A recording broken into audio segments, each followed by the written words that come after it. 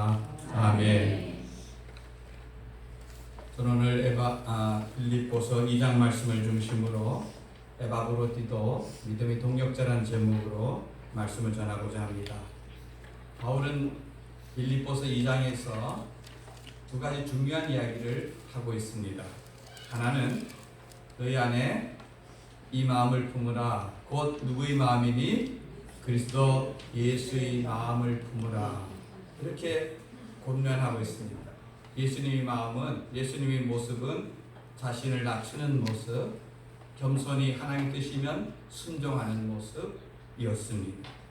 그런데 하나님께서는 그런 예수를 무덤에서 일으키시고 모든 이름에 뛰어난 이름이 되게 하시고 하나님 앞에서 영광스러운 자가 되도록 했던 것을 봅니다.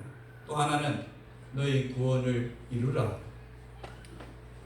우리가 구원 얻기 위해서 무엇을 해야 된다는 것을 의미하는 것이 아니라 구원받은 하나님의 백성으로서 구원에 걸맞는 삶을 살고 성장하기를 원하는 그런 바람을 이야기했습니다. 사실 이 두 가지 보면은 사실 빌립보 내부에서 겪고 있는 그런 갈등과 그 문제를 치유하기 위한 처방전이었습니다. 저는 그런데 이런 권면이 빌립보 교회 성도들뿐 아니라 저와 여러분에게도 필요한 말씀이라고 생각합니다. 성도 여러분, 구원 받았습니까? 네. 여러분, 그것으로 끝났다 생각하시면 안 됩니다. 이제 우리는 구원받은 하나님의 백성으로서 매 순간순간 예수님의 마음을 품고 신앙생활해 가는 것과 구원을 이루기 위한 성숙하고 성장한 그런 신앙의 목표를 향해서 달려가야 된다는 사실을 우리는 결코 잊지 말아야 될 것입니다. 바울은 이런 내분에 빠져있고 고민에 빠져있는 빌립보 교회를 돕기 위해서 자기 동역자인 디모데를 보내기로 작정했습니다. 그래서 지난 시간에 이 디모데한 말씀을 우리가 묵상했죠. 그런데 이 디모데 외에 또 한 사람을 그곳으로 보내는데 바로 오늘 성경에 나오는 에바브로디도인 것입니다. 오늘은 이 에바브로디도가 어떠한 분인가 하는 것을 함께 살펴보겠습니다. 이 에바브로디도는 사실은 이 빌립보 교회에서 감옥에 갇혀있는 바울을 돕기 위해서 보낸 사람이었습니다. 빌립보 교회 성도들이 복음을 전하다가 감옥에 갇혀있는 바울의 소식을 들었을 때, 야, 우리가 이대로 그냥 멀리서 기도만 할 것이 아니라 그를 돕기 위해서 우리가 그가 재판을 받는 그 기간 동안 셋집에 머물러야 있고 여러 사람들이 함께 그 숙식을 해결해야 되는데 그에 필요한 헌금을 모아서 보내주자. 그리고 그렇게 해서 그들이 헌금을 모았습니다. 근데 문제는 이 헌금을 오늘날처럼 인터넷 뱅킹이 되면은 쫙 붙여버리면 되는데 이 당시는 일일이 사람이 가지고 가서 전달해야 되는 것이었습니다. 그래서 이 책임을, 이 중책을 누구에게 맡길까 했는데 아마 에바브로디도가 자기가 자원했던 것으로 여겨집니다. 제가 다녀오겠습니다. 그런데 에바브로디도는 돈만 전달하고 돌아오는 것이 아니라 내가 가서 우리 성도들이 마음도 전하고 또 이 헌금도 전하고 그리고 내가 바울의 곁에서 남아서 바울의 옥바라지를 돕는 대로 돕다가 때가 되면 오겠습니다 하고 이 먼 길을 떠나는 것입니다. 여러분, 이 빌립보라는 곳에서 로마까지는 한 800km 정도 됩니다. 800km. 한 2천리가 넘는 길이죠. 2천리가 넘는. 여러분, 그 당시는 전부 발로 걸어가거나 아니면 배를 타고 가야 되는 이러한 형편이었습니다. 그러면은 아마 그 시간들을 아무리 적게 잡아도 한 달은 걸려야 되는 그런 길이었습니다. 거기다가 성도들이 옥중에 있는 바울을 위해서 그들이 마음과 정성을 모아서 헌금을 했으니 그가 갖고 가는 그 돈의 액수가 아마 상당할 것입니다. 여러분, 한 달 동안 어떤 큰 거액의 금액을 가슴에 품고 보따리에 넣어서 그것을 배달하려고 가는 그 에바브로를 한번 생각해 보시기 바랍니다. 이런 중책을 띠고 이제 에바브로디도가 그 길을 떠났습니다. 여러분, 제가요 20살 20살쯤 되었을 때에 한번 돈 심부름을 해본 적이 있습니다. 그 당시 교회에서 건축하기 위해서 돈을 빌리는 돈인데 그 당시 금액으로 500만 원이었어요. 500만 원. 500만 원이면 그렇게 요즘 금액으로는 큰 금액이 아니죠. 40년 전에 500만 원이라는 돈은 굉장히 큰 금액이었습니다. 왜냐하면 그 당시 제가 한 달에 일하고 받는 돈이 3만 원이었습니다. 3만 원. 그러면은 여러분 3만 원 1년 모아봐야 36만 원입니다. 10년 모아봐야 360만 원입니다. 그죠? 그러니까 500만 원이라는 돈은 굉장한 거금이었습니다. 아니 그런 큰 돈을 저를 뭘 믿고 맡겼는지 그걸 갖고 제가 튀었으면 어떻게 됐을까 이런 생각도 있지만 하여튼 저를 믿고 맡겼기 때문에 제 부담감이 얼마나 엄청나게 컸겠습니까? 이 큰 돈을 뭉치째 가방에 넣어서 들고 그걸 들고 그 당시 서울 청량리역에서 정선까지 가는 기차가 밤 10시에 출발해서 새벽 2시 반에 도착하는 기차가 있었습니다. 대부분 정선에 다니는 사람들은 그 기차를 이용합니다. 그런데 여러분 거기까지 가는 그 시간들을 한번 제가 돌아보니까 지하철을 타고 가면서도 이 가방과 저는 뗄래야 뗄 수 없는 혼연일체의 한몸된 상태로 갔습니다. 그런데 기차를 타고 가는 이 4시간 반 동안 옆에다 놓거나 끌어안고 있으면은 괜히 저 사람이 뭔가 수상한 걸 갖고 있겠다 하는 이런 낌새를 찰까봐 제가 그 돈가방에 돈을 든 가방을 선반 위에다가 이제 옛날 기차에 앉으면 선반이 있지 않습니까? 선반 위에다가 이렇게 얹어놓고 아무것도 아닌 것처럼 놓고 그 기차를 타고 가는데 여러분 그렇다고 해서 제가 다른 데 보거나 잠작을 할 수 있겠습니까? 제 눈은 항상 어디 가 있겠습니까? 선반에 혹시 다른 사람이 다른 기차역에서 가기 전에 내릴 때에 자기 물건인 줄 알고 가져가는지는 않을까 하는 그 마음속에서 가는 겁니다. 여러분 밤 10시에 기차를 타고 2시 반에 도착하는 그 시간이 사실은 잠잘 시간 아닙니까? 얼마나 졸린 시간입니까? 다른 데 같으면은 졸다가 자다가 이렇게 할 텐데 그렇게 하다가 보통 역 가까워지면은 정신을 차리고 이렇게 해서 그래야 내리는 것이 이제 그 당시 실정인데 제가 한 번은요 타고 가다가 그만 깜빡했는데 벌써 기차는 떠나고 이 정선역을 지나서 끝까지 갔다 어떻게 하면 중간에 내릴 수도 없고 끝까지 갔다가 새벽 5시 반인가 도착하는 그 시간에 돌아온 적도 있습니다. 그런데 그날은 어떤 날 돈을 가지고 가는 그날은요 한숨도 못 잤습니다. 한숨도 못 자는 정도가 아니라 눈이 늘 선반위를 가는데 1분 간격으로 가는데 1분 간격으로. 그런데 어쨌든 그 돈을 무사히 전달하고 나서 저희 아버지가 저한테 야 너는 교회를 위해서 헌금을 안 했어도 그 돈을 배달한 것만 해도 건축에 한 몫을 한 거다 하는 그런 칭찬을 들었습니다. 저는 그 말이 맞다고 생각합니다. 여러분 저야 하룻밤 불과 한 5시간 수고했는데 이 에바브로 기도는 한 달이라고 하는 그 기간을 그런 큰 금액을 들고 그 배를 타고 아니면 걸어서 그 먼 길을 그 위험한 길을 갔습니다. 여러분 그런데 그리고 거기 가서 그는 바울 옆에서 있는 힘을 다해서 밥도 해주고 빨래도 해주고 여러 가지 청소도 하고 이런 일을 도와줬죠. 여러분 이걸 에바브로 디도가 아마 자원해서 했을 것입니다. 예나 지금이나 여러분 교회 일은요 자원해서 하는 사람들에 의해서 감당되는 것입니다. 여러분 그 먼 길을 누구에게 가라고 해서 갈 수가 있겠습니까? 아니 하라고 해서 할 수 있습니까? 아닌 것입니다.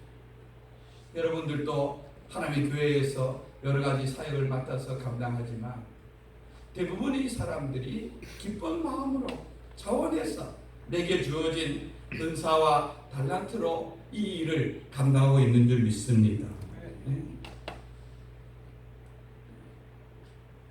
지금 바울은 로마 감옥에서 사형 선고를 받을 가능성이 있는 그런 재판을 기다리고 있습니다.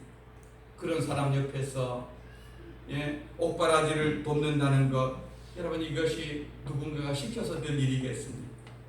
에바브로디도는 그런 일에 자원했고 그런 일에 열심을 다해서 아마 그는 빌립보 교회의 지도자였을 것입니다. 그래서 충성스러운 마음에서 그 모든 일을 넉넉히 감당했던 걸 볼 수 있습니다. 그런데 문제는 이렇게 먼 길을 달려가서 힘을 다해 돕던 에바브로디도가 그만 큰 병에 걸렸습니다. 큰 병. 오늘 27절 말씀에 보면은 이렇게 표현하고 있습니다. 여러분 성경에 보면은 그가 병들어 어떻게 되었다고요? 죽게 되었어요. 예.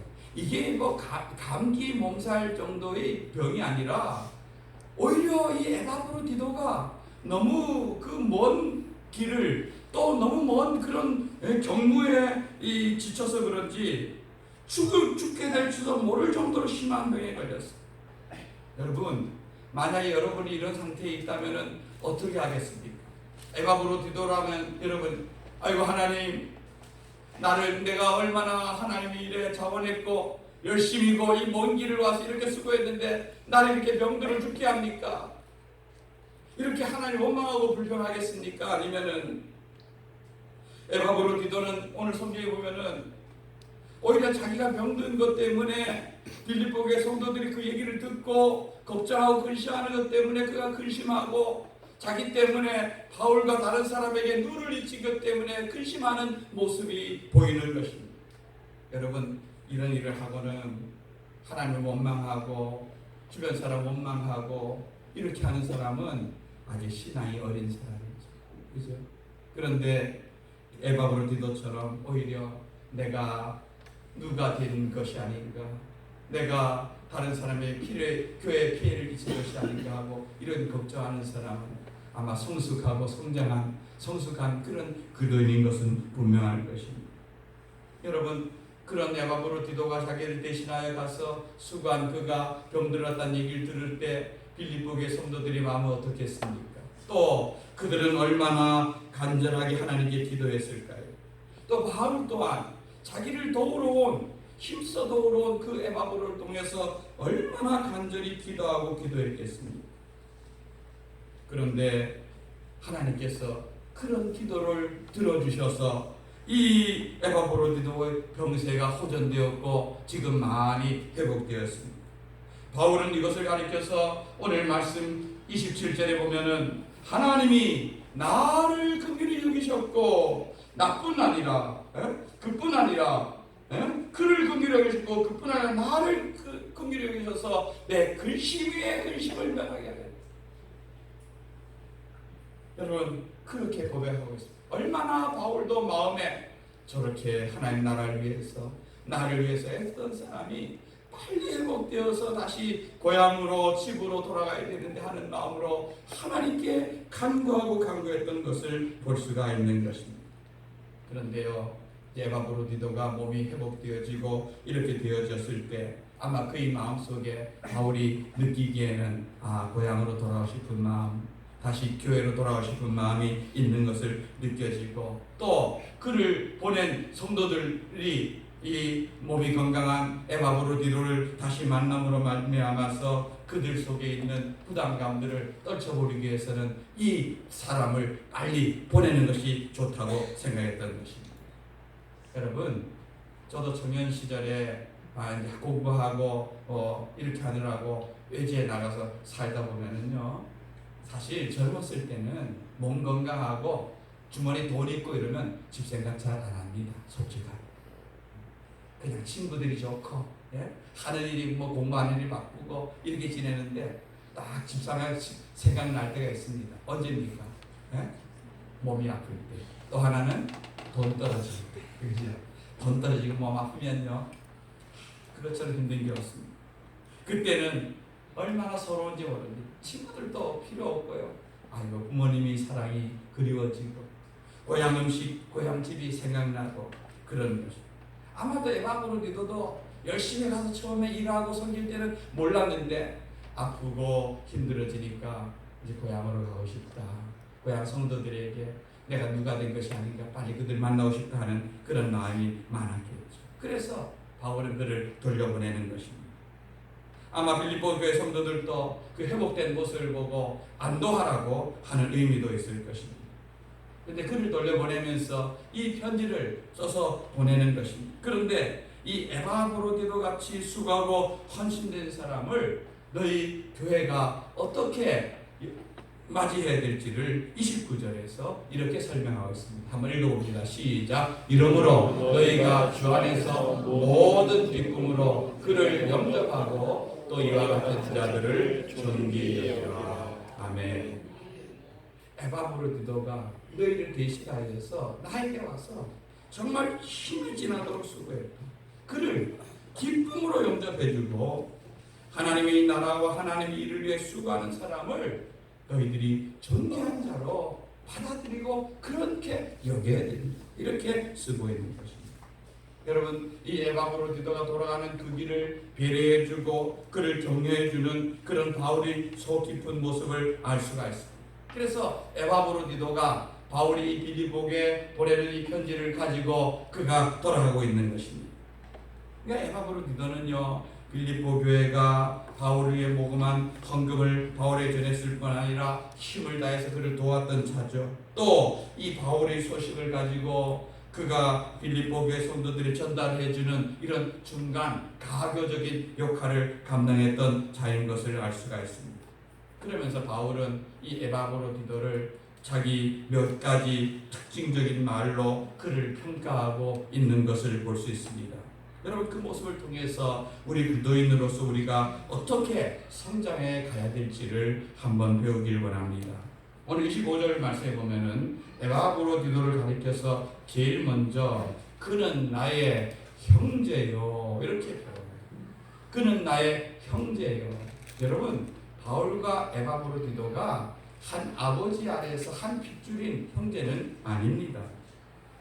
예? 그런데 여기서 말하는 형제라는 말은 기독교 신앙 안에서의 새로운 의미를 우리에게 알려주는 말입니다. 즉 바울과 에바브로디도가 모두 예수님을 통하여서 하나님의 자녀가 되었습니다. 그래서 우리는 하나님을 뭐라고 부릅니까? 하나님 우리 아버지, 하늘에 계신 우리 뭐요? 아버지 이럽니다. 여러분, 하나님을 아버지라고 부릅니다. 참 이상하죠, 그죠? 우리 아버지도 하나님 아버지라고 부르고 아들도 아버지라고 부르고 그 손자도 아버지라고 부르고 그죠? 다 아버지라고 부르고 이 말은 예수님 안에서 우리 모두가 다 하나님의 자녀 되었다는 것을 의미하는 것입니다.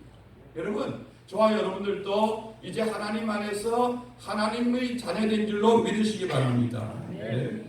그러면 내 옆에 있는 이 모든 사람들이 한 형제요, 한 자매라는 것을 여러분 기억하시기 바랍니다. 여러분, 교회 안에 직분이 필요합니다. 목사도 있어야 되고요. 또 장로님, 원사님, 교사 등등의 찬양대들 이런 직분과 자기 사역이 필요하지만 그러나 그것이 계급은 아닌 것입니다.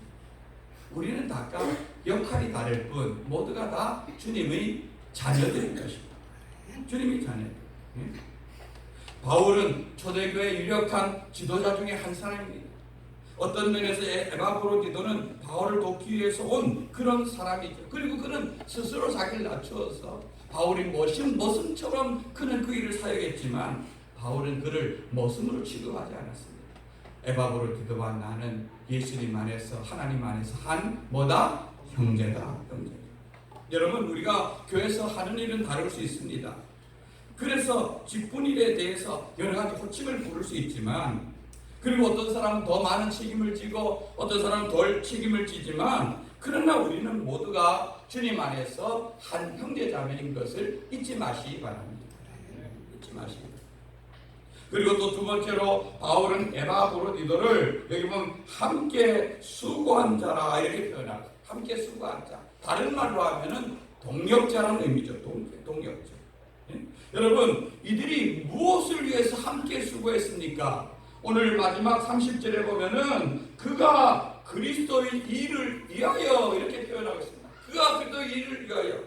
물론 그가 먼 곳에 와서 바울을 위해 하지만 근본적으로 그 일은 누구를 위한 일이라고요? 그리스도 예수님을 위한 일이라고요. 여러분, 지금 바울이 왜 감옥에 갇혔습니까? 바로 예수 그리스도를 전하다가 그 복음을 변증하기 위해서 감옥에서 재판받고 있는 것입니다.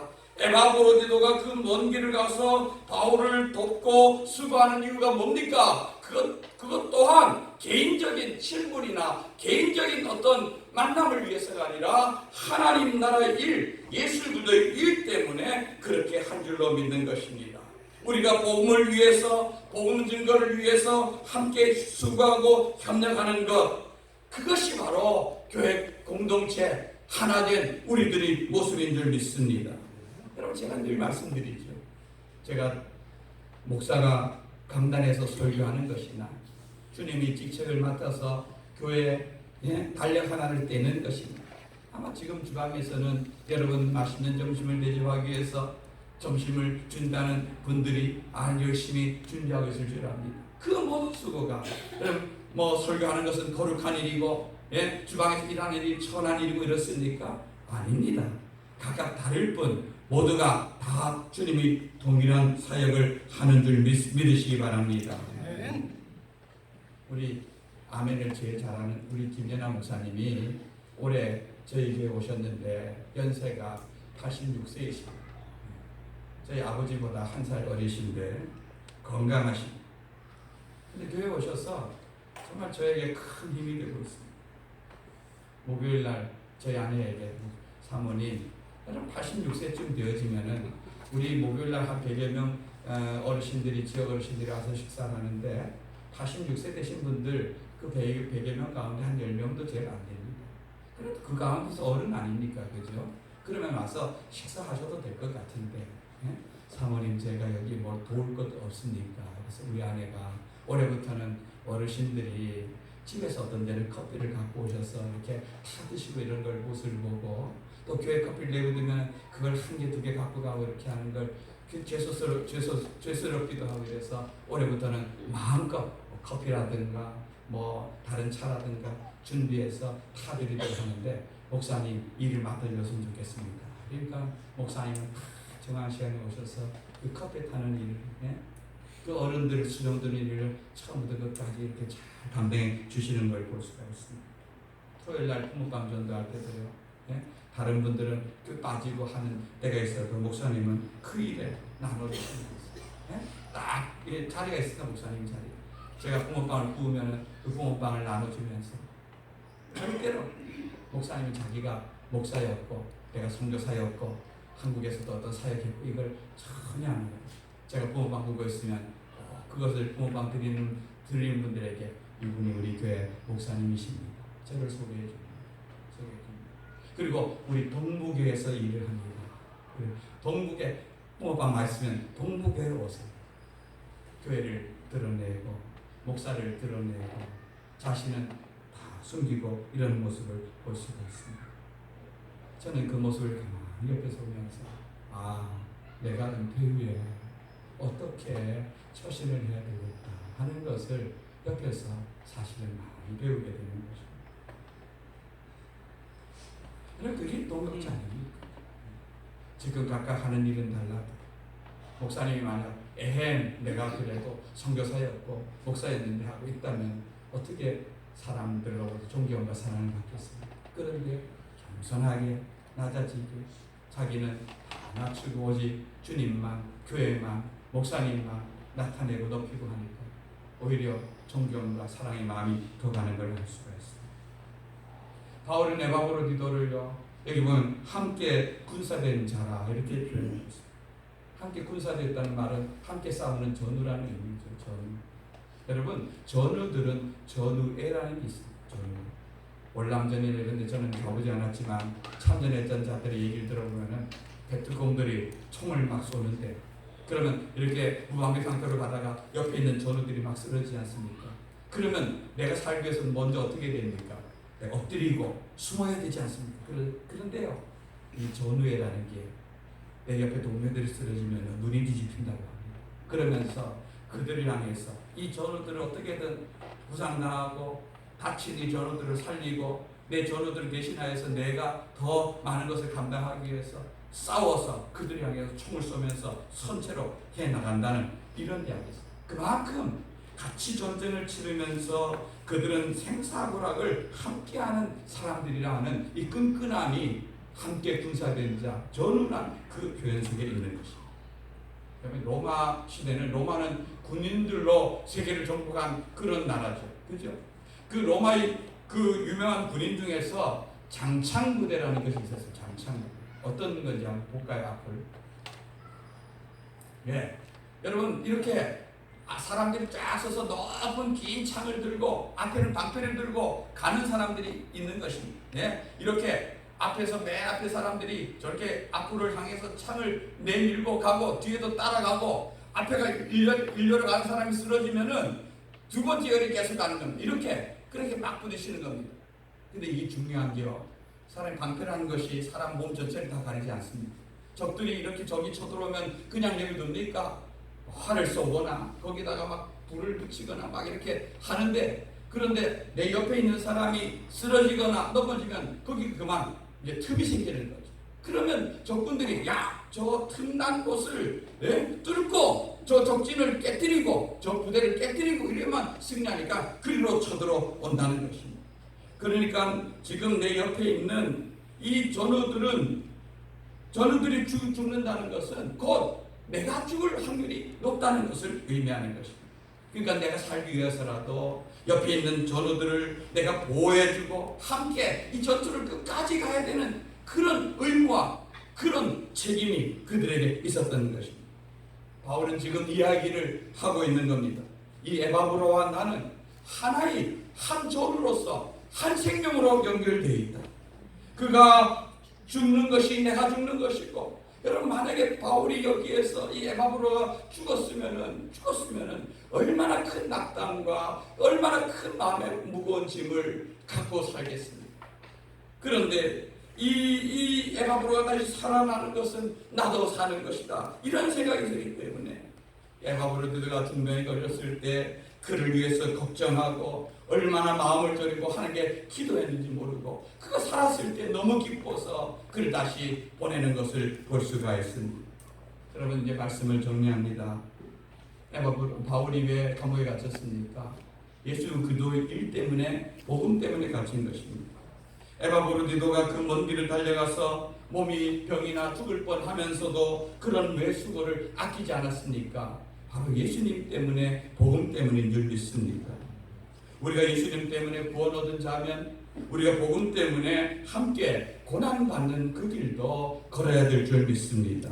여러분 이러한 자가 하나님 앞에서 또 성도들 앞에서 교회 앞에서 존귀한 자가 될 줄로 믿습니다. 에바브로디도 같이 복음을 위해서, 주님의 나라를 위해서 하나님께 귀하게 쓰임받는 성도들 되시기를 주님의 이름으로 축원드립니다. 아멘. 우리 말씀 붙잡고 하나님